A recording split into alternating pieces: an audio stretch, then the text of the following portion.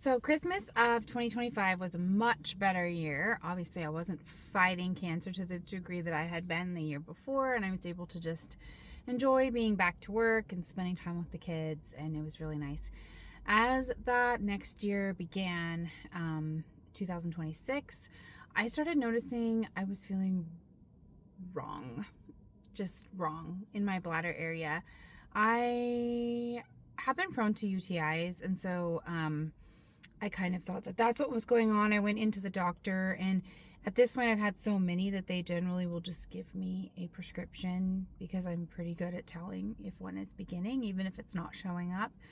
And they did that, but it didn't help. And I went back in for another one, still didn't help. A few weeks later, went back in for another one, still not helping. So we're into February already of that year, and I am just in agony and nothing is helping. It got so bad that I wound up in the ER, and the pain was so intense that I passed out when I was in the ER. They did give me an MRI, and they could tell that there was inflammation in the area, but they didn't see any real cause for it. And I could just tell on the faces of the nurses and everyone that was there at the hospital, they were pitying me. They knew that something was seriously wrong. They strongly encouraged me to go to a urologist to see what was going on. Honestly, the urologist didn't really help much. She said maybe it's inflammatory bladder syndrome going on because of all the medications, or possibly just like that's the next place that the inflammation is going to attack in my body. And she wanted me to like do some trial and error to see if I could avoid the triggers and all of that stuff, right? So I was happy to do that. I mean, obviously my body needs less inflammation happening anyway, so any progress I can make towards that end would be beneficial for the rest of my body too. So I wasn't like super upset about that, but it was disheartening to know that there wasn't going to be a cure if that's what it was. During this time, I had been in menopause for about a year, and I started having some breakthrough bleeding, and that definitely added concern for me. And I started to kind of track down what was going on. So I asked my oncologist what was up, and he said that's super weird. You shouldn't be back out of menopause. You're on hormone blockers, and you were already in menopause, so that's super weird. You should probably go see an OBGYN to see what's going on. And while you're at it, let's test your hormones to see where you're at. My hormones tested back in regular everything out of menopause, which is crazy because I was on hormone blockers. So he said that I needed to change my medication and go on a shot to stop myself from having that regular cycle, or I could go in and have a hysterectomy with, at the very minimum, get my ovaries removed and potentially everything removed.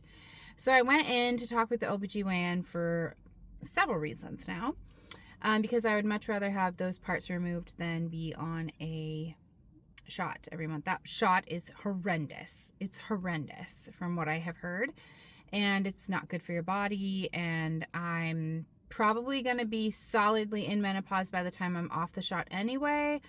I don't need those parts anymore. They did their job. I have amazing kids, right? So I go in, and she wants to do a full workup, especially with the stuff that's going on with my bladder and the breakthrough bleeding, because now I'm testing back in menopause again. So my hormones are going wonky.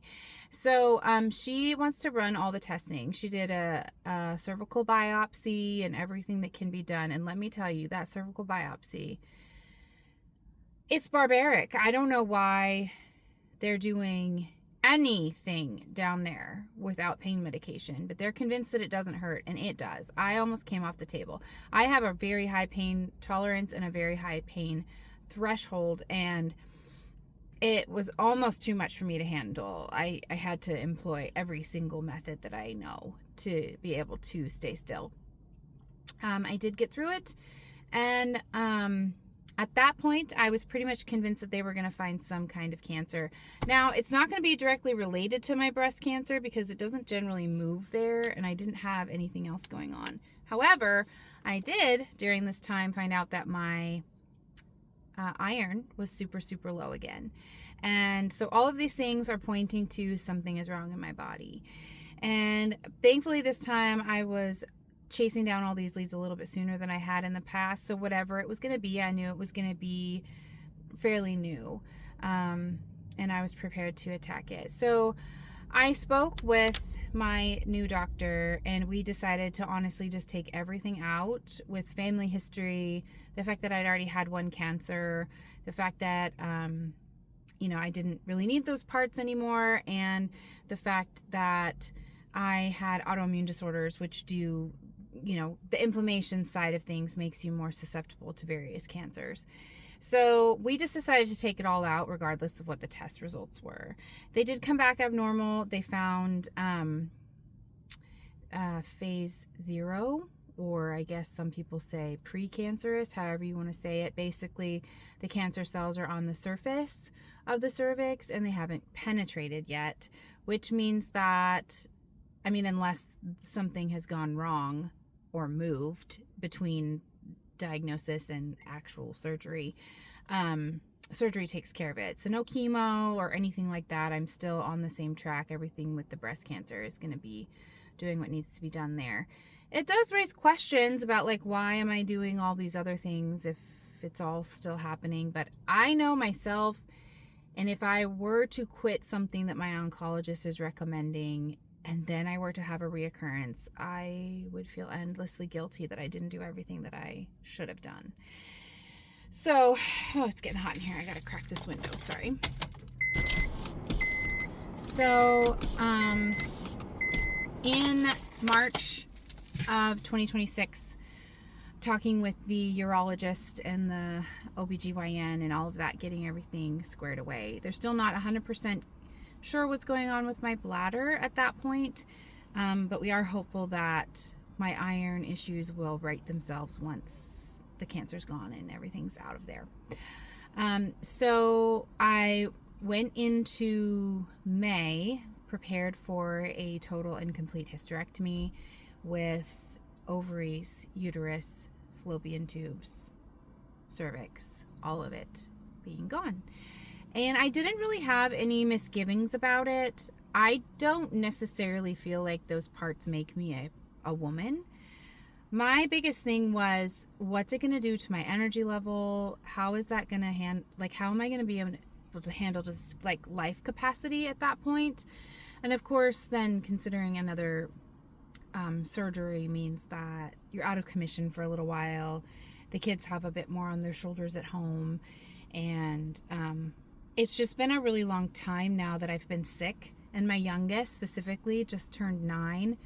Most of the memories there are going to be of mom being sick, which is really sad to me. So it's important that even while I'm going through all of this, I find days that I can function like I'm a normal mom and I don't need anything extra. And so I do really try to work in, I probably overcompensate, but honestly, that's probably not a bad thing either, because then we get more fun memories out of it.